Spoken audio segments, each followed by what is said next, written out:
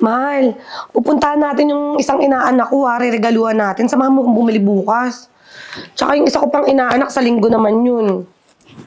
Huy! Wala ka naman kay Bojan, mahal eh. Mahal, kailan tayo magkakaanak? Halos 5 years na tayong magkasama.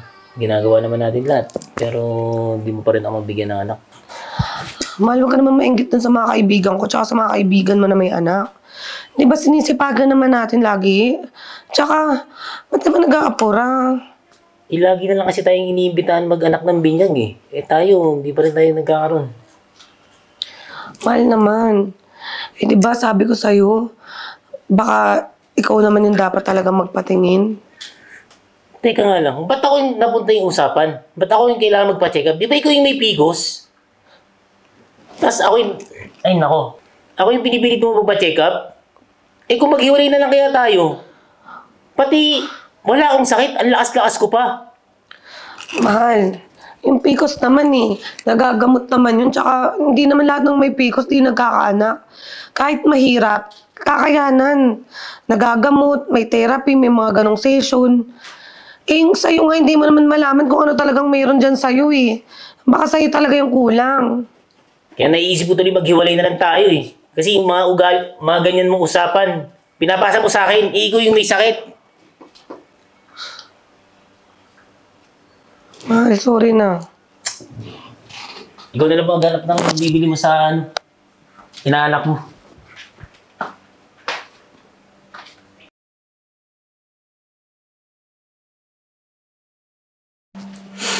Ay naku, Mac. Buti pumunta ka dito. Stress na stress talaga ako.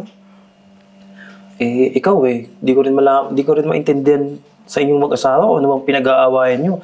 Gwapo naman siya, tapos maganda ka. Tapos alam mo yung, ano ninyo, yung gabi-gabi nyo, parang hindi naman kayo nagkaaroon ng problema. Ayun nga kasi, eto si King, nag-aapura. Gusto magkaanak na iingit sa mga kaibigan namin. Kaya gusto ko kasing ipamukha sa kanya na siya yung may diferensya. Alam mo yun? Paano siya may diferensya? Paano mo naman nasabi yun? Tsaka, iwas-iwasan nyo muna kasi yung pag-inom. Tapos, alam mo yun, kumain kayo ng masustansya. Hindi yung puro ganun lang ng ganun gabi-gabi. Kailangan nyo din pagandaan yan. Magtutulog kayo ng tama. Alam mo, Mac, kasi kaya nga kita pinapunta dito. May isang paraan ako na pinaka-effective. Ano naman yun? Kasi ikaw kilala kitang matulis sa mga ganyan. Malam ko marami na nagkiklaim na naanakan mo eh. Mac, di ba mag-best friend naman tayo? Wala namang mali siya kung pati ako. Di ba? Suporta mo sa ganito. Sira ulo. Anong gusto mong gawin ko sa'yo? Hindi, anakan mo ako. Walang yan na to. Paano kita anakan? Ikaw naman. Tsaka, hindi ko yun magagawa sa'yo. Ay naku. Kung gusto mong tulungan, tsaka kung talagang mahal mo ko bilang best friend, yun lang yung nag-iisang paraan para makita niya na yung siyang may problema. Kasi pag nabuntis ako, di boom, siya talaga yung may diferensya. Di siya nagpapacheck up. Baka siya yung baog. Sa bagay, alam mo, di ka naman mahirap magustuhan eh. Tsaka, wala namang masama, di ba? Single naman ako. Tsaka, ang iniisip ko lang kasi, baka pwedeng, alam mo yun, uminom muna tayo ng konting whiskey. Ayan, huwag ka na maingay. Nandyan na yung nandyan na yung nanay nung kapitbahay namin. Yung anak niya umiiyak na. Papasukin mo na. Sige na, doon na tayo sa kwarto. Doon na tayo mag-inom. Tara.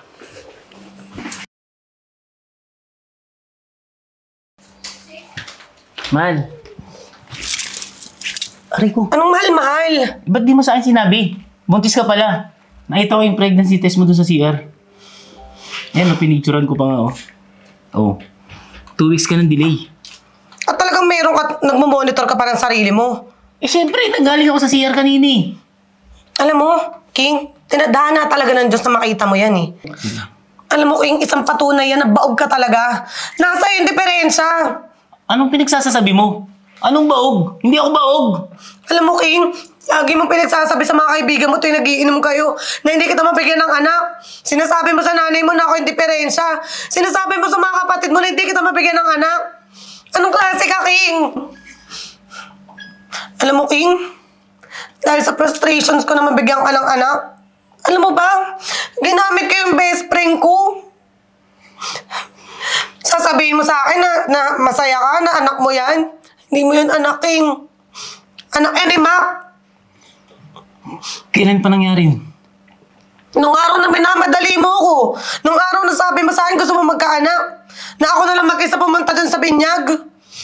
Napakaswerte mo, King. Minahal kita kahit ganyan ka sa akin. Yung 5 taon na sinasabi mo sa akin, di kita mabigyan ng anak. Ako yung 5 taon na nagtitiis sa ugali mo. Patawarin mo ako. Hindi na, King. Nahanap ko na yung value ko sa ibang tao. Tsaka tong baby na to, hindi mo to makakalakihan. Hindi niya makakalakihan na kasama ka. Di ba sabi mo maghiwalay? Pwes, King, ako na makikipaghiwalay sa'yo.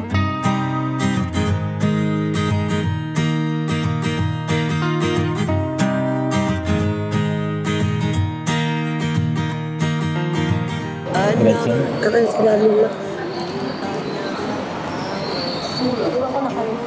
Pre, ingatan mo si Gretchen ha. Sa'yo nabuo yung pamilyang pinapangarap ko. Alam ko masaya na siya. Bro, huwag kang makinala bro. Hindi ka sasayangin si Gretchen. Sabi ko naman sa'yo, hindi lang tax yung habol niya eh. Kailangan niya rin ng pagmamahal, tsaka pamilya. Yun yung nabigay ko sa kanya kahit na jutes lang ako. Okay lang, pre. Salamat ha. So paano pre? Enjoy life ha? Salamat, salamat. Questions that I've got are keeping me up at night. Ooh. With all these things I'm going through, I still wish the best for you. You're not the only one to love.